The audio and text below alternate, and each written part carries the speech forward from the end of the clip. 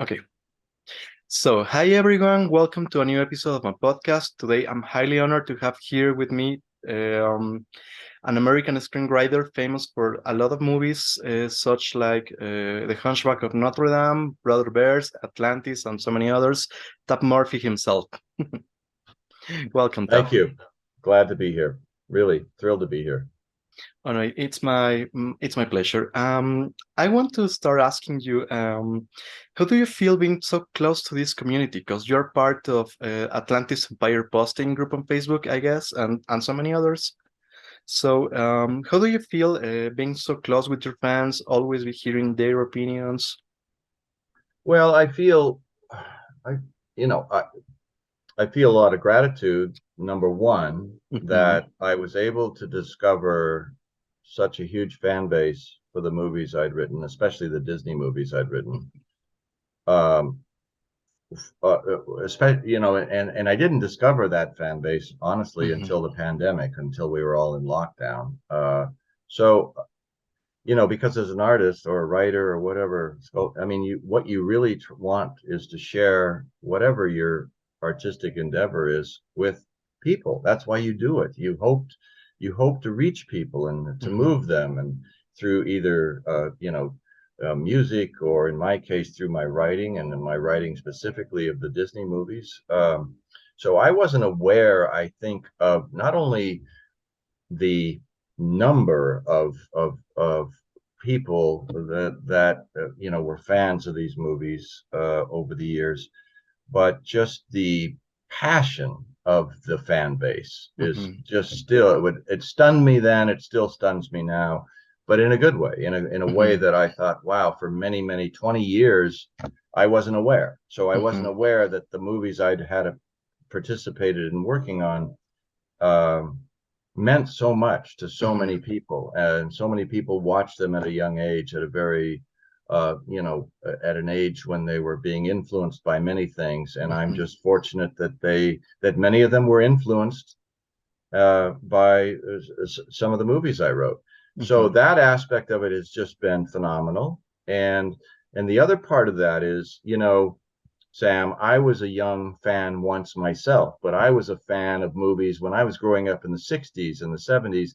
There was no internet. There was no access to creators. There was no, like behind the scenes making of. It was all kind of a big mystery. And I fan geeked like everybody else, except there was no access to any information back in those days, very little. Hmm. So I remember being frustrated by that, and I remember any little tidbit I could find out about my favorite movie or my favorite actor, I would just like, you know, Hmm. want more. So um, so I feel like I know where these fans are coming from. They're Hmm. really interested in something that moved them. They want to know more. They want to know backstories to stories. They want to know who's involved in making and creating and writing. And I just happen to be, sort of it. We just all sort of came together during the Hmm. pandemic, in a beautiful way.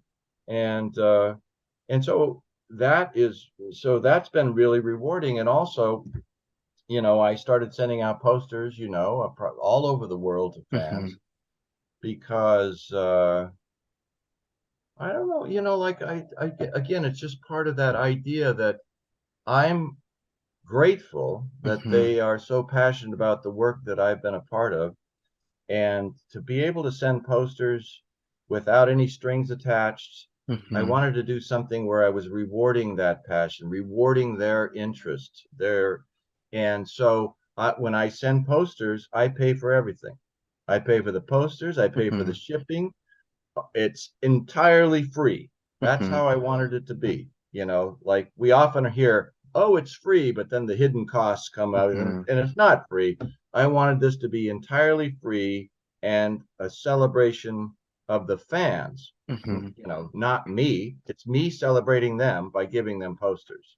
Yeah. So that's really where it comes from. So that's a long answer to your first question, but I feel like I have a great relationship with the fans, and I Mhm. enjoy it. And it's special to me, and and I hope it continues. I'm sure it will. And well, that this dynamic, for you guys who don't know, Tab was sending posters to sign posters to every fan who will email him a poster, and he will send him back just signed. That was just amazing. When I saw it, I think start 2 years ago on Facebook, and I On was just Facebook, on the yeah, yeah. and now I just grab people. I go into their DMs and just say, "Hey, you want a poster?" And so I don't, nobody has to send me posters anymore, if unless they're impatient, because there's, as you know, Sam, there's a lot of fans to get to. I think there's 30,000 on the Atlantis page, and there's Yeah. another, I don't know how many thousand on my personal page, and then my personal fan page, and then there's just my own personal page. There's 5,000. So I reach out to people from all three of those sites to give posters away, um, and a lot of it is dependent on where I am financially at a certain time, if I can afford to do it. Thankfully, I've been able to, but it's something I do, and it's something I take seriously, and I love the idea of honoring the fans for being so supportive and passionate. And I've heard so many stories, dude, since this started, about how people have reached out to me. Hello, doggy. People have reached out to me, just they need to talk about, and I give them a platform to talk about it, either through the sites or the comments, or messaging me personally. They need to tell me what those movies meant to them, how they watched them at a certain time in their life and it changed their trajectory through life. They became this, they got interested in that, or they were inspired by characters like Esmeralda and Kita to be more strong and more, like, and take a rougher, maybe a bit more difficult path than they would have without that, that sort of support from characters that they were seeing on, and feeling connected to. Those are great stories, and those are great things for me to experience from the fans, because, as I mentioned, artists, all we hope to do is to make a difference. All we hope to do is that somebody will watch what we do and feel the feelings that we hope we can bring out, whether it's happiness, sadness, whatever, in the moment, strength, like all of those things. That's what, being a writer is all about, is to try to create characters that the like people can identify with. So it's very gratifying, obviously, after so many years, to find these fans and how passionate they are, how awesome they are. Are really awesome. Yeah, and I love every one of them, man. Yeah, and I'm guessing, as equal as me, many fans have your movies as their favorites. Because when I was growing up, as a kid, as a little kid, I had Brother Bear as my favorite movie, and later on Atlantis. And it's a movie I watch 100 times, I guess, and finding Well, out. thank you for that. Thank you for that. I mean, yeah, again, I would say I was a kid too, like you at one time. And I watched King Kong 100 times when I was a kid growing up. And so it's the same kind of, like, oh, connection. You feel connected to a story and to the actors or the characters or whatever. And the difference nowadays is that many fans can connect actually to the creators Yeah. directly. Whereas when I was a kid, you could not. There was no avenue of connection to the creators, the directors, the producer, the writers, any of that stuff.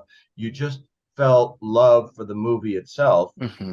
So that's kind of the difference, and why I think I relate to the fans so much, is because I know where they're coming from. I know what, like how I felt watching some of my favorite movies for 100 times, right?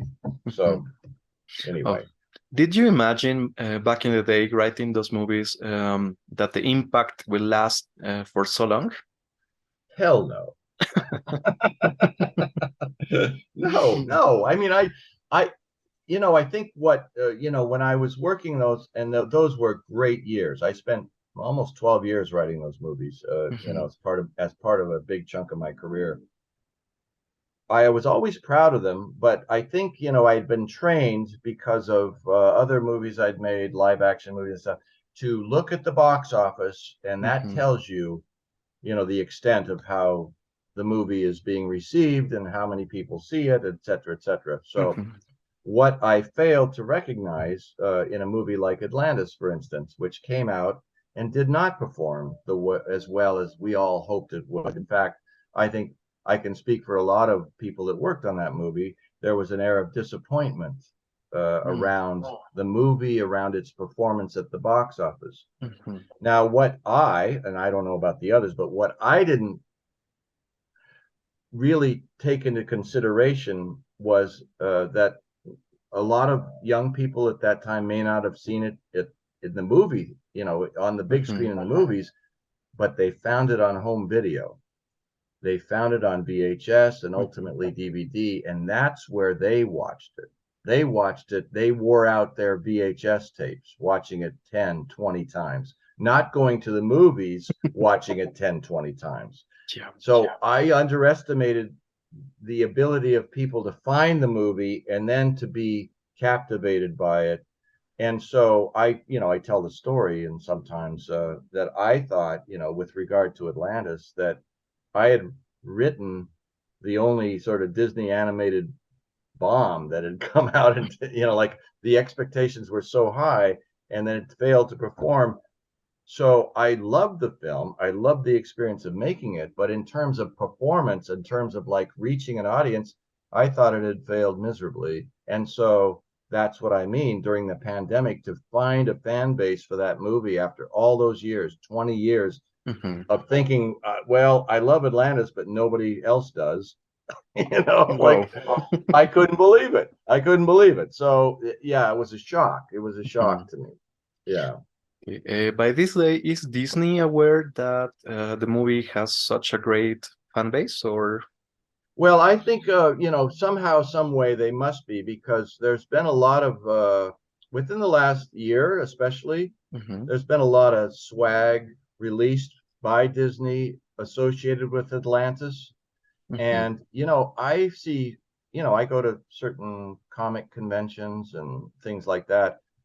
I see a lot of Atlantis cosplay. I see a lot of Kita cosplay. I see a lot of it's still alive it's out there and it's still Hmm. being celebrated, and it's finding a new generation of fans as the fans that loved it as kids grow up, have children of their own, introduce them to the movie. Hmm. I can't tell you how many messages I get from especially mothers saying, my son loves Atlantis. He's 7 years old. And I'm like, Hmm. they're passing on a legacy of what Hmm. they loved as kids to their own kids. And so I suspect that there'll be a whole new generation of fans coming up, just like you came up, that will love that film it well into their 20s and beyond. Yeah, I'm introducing my little cousins to Atlantis. Actually, they love the movie. It's like so different from stuff you see, not to demerit stuff going on nowadays, but it's such a Hmm. classic. Like, Yeah.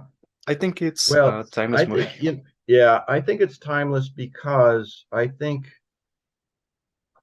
for one, personally, everybody kind of can wrap their head around the adventure aspect of exploring something and finding something amazing. Hmm. I mean, just that idea to build a movie around, I mean, is from the time movies started getting made, that has always been an idea that's been explored. Hmm. King Kong was part of that, right? I mean, for me as a kid, let's take a ship. There's an island out there, and there's something. We must go find it.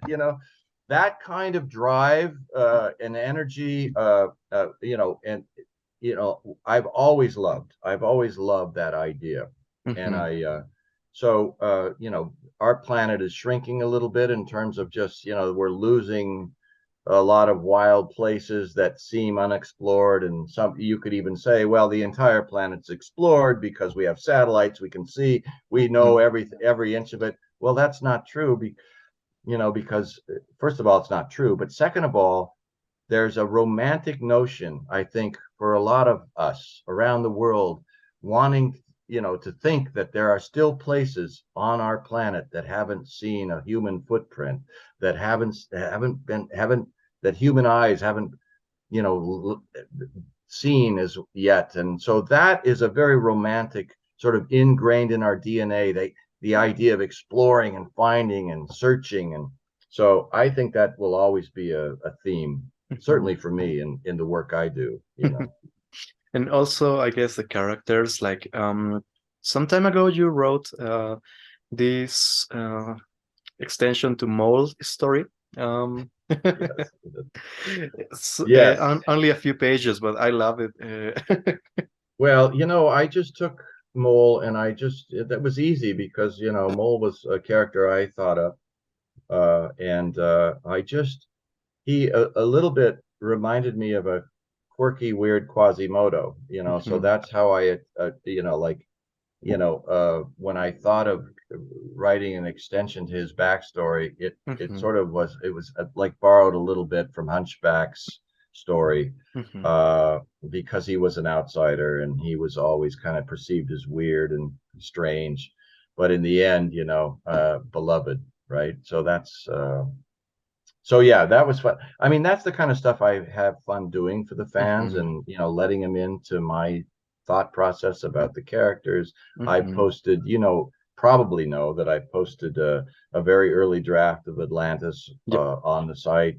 Uh, yeah, artwork, other, treatments to, all sorts of stuff. So I love sharing that with fans because, Mhm, once again, I think it calls back to when I was a kid. I was just so thirsty for any information I could get about the movies I loved. So mhm. there you go. Okay. Hypothetical question. If for some reason Disney will decide to make a real second part, I'm just kidding. Another movie from Atlantis, will you be in? Absolutely.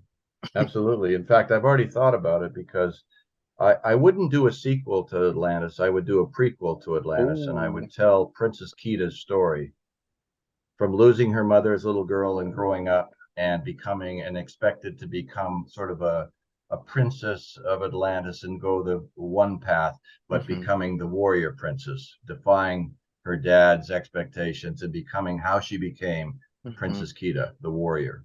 I Oh my think that God. would be a great story. Yeah, that's awesome. Okay.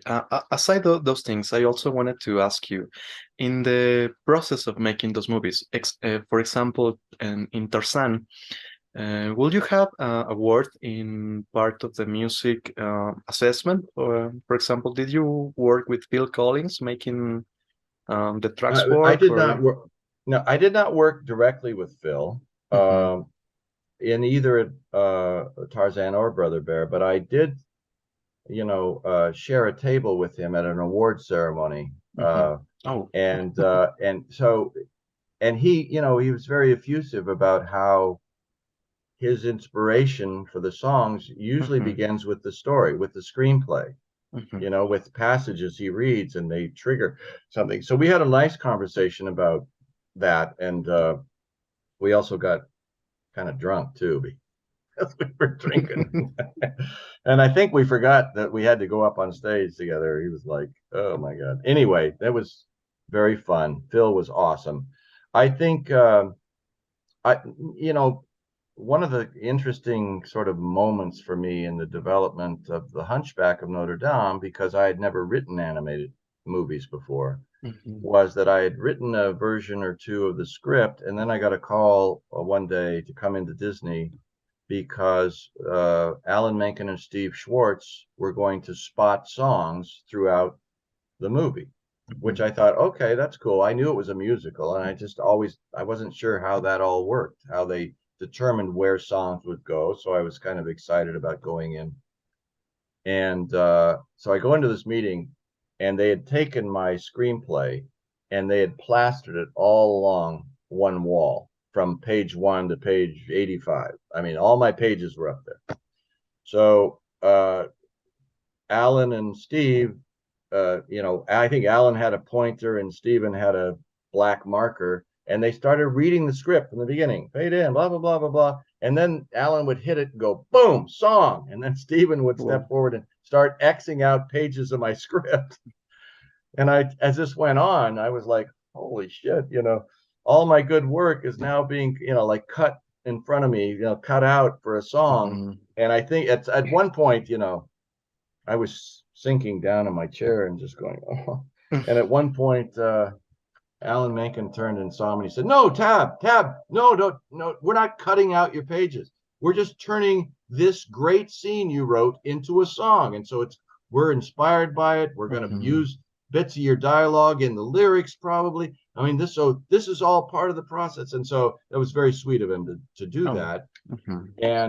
And then later when I saw the movie and I saw the songs all those songs were way better than anything I ever wrote for those scenes, dude. I mean, seriously, I was just knocked out. So that was the learning curve was very steep on that first one, but I was Mhm. prepared, Then, by the time Tarzan came along, I was like, okay, I know there's going to be songs in here, but you still do your best work and hope that your best work inspires somebody else's best work, whether it's an animator, whether it's the directors, whether it's Mhm. Phil Collins sitting in his studio in Switzerland, wherever, So, Mhm. it was always a great collaborative process. I enjoyed it so much, and that's why I did 4 in a row, dude. Okay. It is so nice to know that Phil Collins' inspiration is your writing, but here, what's your inspiration? Uh, well, I think my inspiration is always about good storytelling. But each of those movies that I wrote, Mhm. all came from some part of my childhood, Mhm. directly connected to. For instance, when I did the Hunchback of Notre Dame, I had been asked by Disney Animation to come in for a meeting, but in those days, back in the early '90s, I was really focused on live action, screenwriting, movies. I wanted to get a Mhm. movie made. I wanted to direct all that stuff, and I was, and I loved Disney movies as a kid growing up, but I still Mhm. perceived them as kids' movies, and I wasn't in Hollywood to write kids' movies. I wanted Mhm. to be a serious writer, right? So I kept saying no, no, no, and then all of a sudden a few things happened, and a movie that I wanted to direct that I'd written got financed, and I was going to get to make it, but there was this 8-month window where we had to wait for the star that got to make 2 other movies, I think. Mhm. So right around that time, Disney Animation called again and said, "Why don't you just come in and see what we're working on?" And I said, "Well, Mhm. I have to pay bills just like everybody else, man. So why don't I go in and see what's going on Mhm. at Disney Animation?" And I did. And so we sat in the meeting, and there were a lot of things that they showed me that were really cool, but just Mhm. weren't right for me. And then at the end of that meeting, they they mentioned, "Oh, and by the way, we're trying to figure out if there's a Disney animated movie in this." And this turned out to be Victor Hugo's The Hunchback of Notre Dame. Now, what Mhm. they didn't know is that I was a total monster nerd of the '60s growing up. I loved monster movies. I Mhm. mean, especially the old Universal monster, Frankenstein, Mhm. Wolfman, The Mummy. And in those days, The Hunchback was part of that sort of universal canon of monsters, right? So I Mhm. was very well aware of The Hunchback of Notre Dame, that story, that character. I'd seen the silent Lon Chaney Sr. version. I'd seen the Anthony Quinn version made in the '50s. I'd seen the James Cagney, I think, even played him at one point. Anyway, Mhm. I just knew that story and I loved it. And even though Quasimodo wasn't a monster, he was being treated like a monster. He was human. Mhm. There was a lot of pathos, and so when they said we're trying to figure, I just like, I'm in. I'll do that. That's what I want to do because it was directly related to something I Mhm. grew up with as a kid, right? Yeah. And then Tarzan the same way. I watched Tarzan movies as a kid growing up. I loved Tarzan. So when they said we want you to do Tarzan, it was like a no-brainer. Yes. Okay, let's do it. And then I got together with the directors and the producer that did Hunchback, and we wanted to do another one together. But this time we didn't want to do anything that was based on IP, like Mhm. that had existing characters, existing story. We wanted to make up something really cool. And we all got together and we thought, what movies do we love growing up as a kid? Well, this goes back to my answer to you about, Yeah. like, the Explorer movies. We all loved Explorer movies. We all loved adventure movies. We all loved, sort of. So that movie, Atlantis, is directly related to my childhood in terms of what Hmm. I loved, what inspired me. And then Brother Bear, I grew up in the Pacific Northwest. I grew up south of Seattle. I grew Hmm. up hunting, fishing, camping, backpacking, hiking, all of those things. Bears in particular were something I just absolutely loved. I loved Hmm. bears.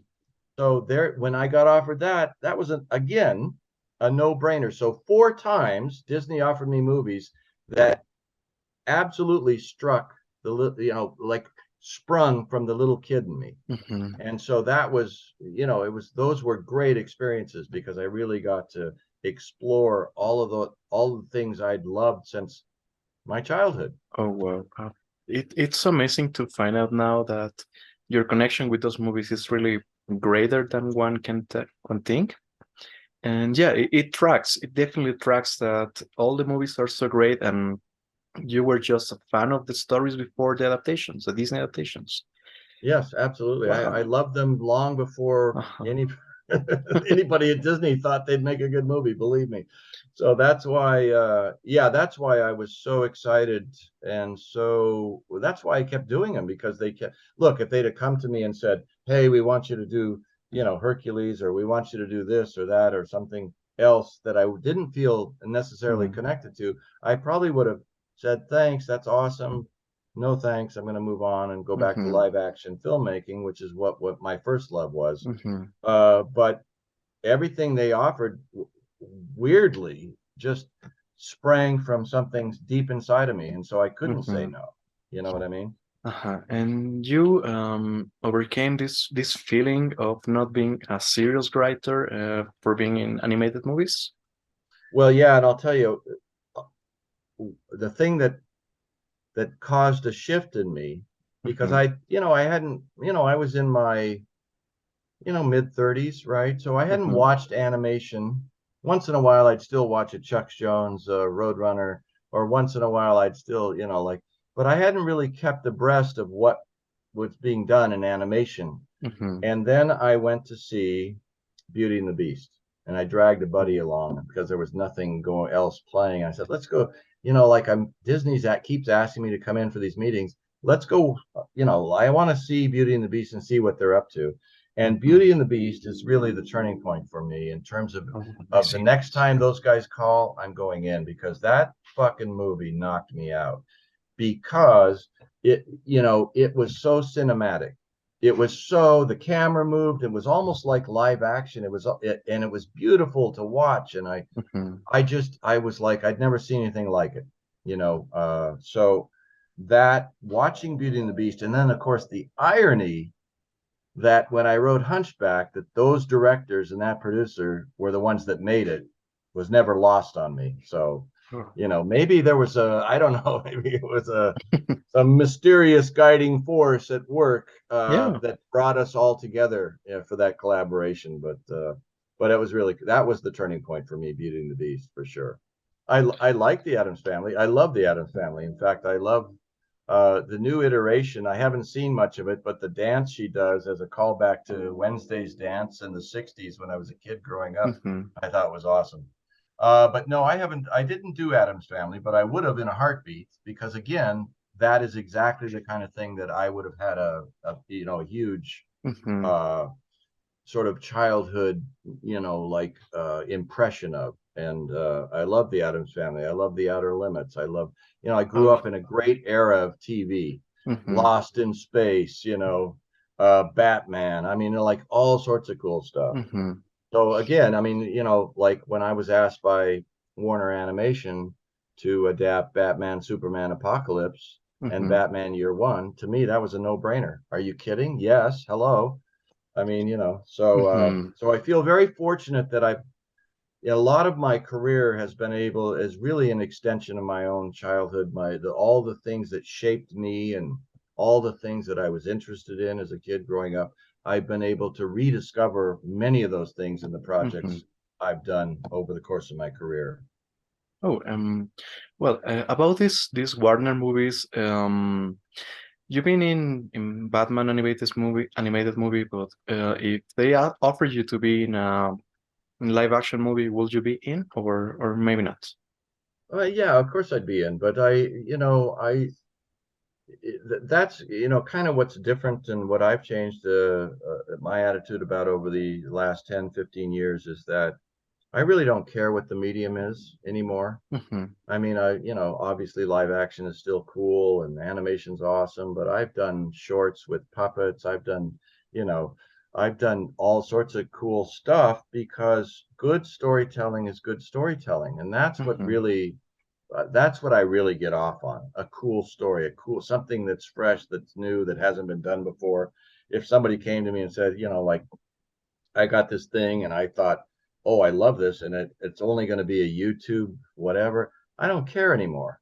I Mm-hmm. mean, I'd rather work on stuff that excites me than be concerned necessarily about what medium it's in. You know what I mean?